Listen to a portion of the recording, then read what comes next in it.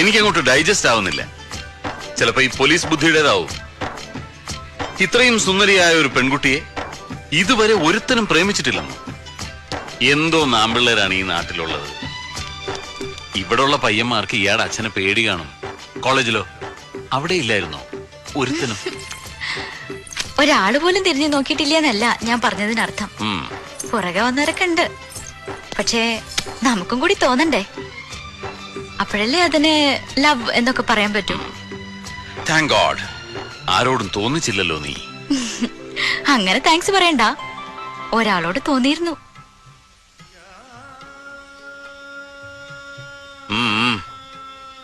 Feminine qualities ഒന്നും ഇല്ലാത്ത ആളല്ല എന്ന് എന്നെ ബോധ്യപ്പെടുത്താൻ ചുമ്മാ കഥ ഇറക്കണ്ട.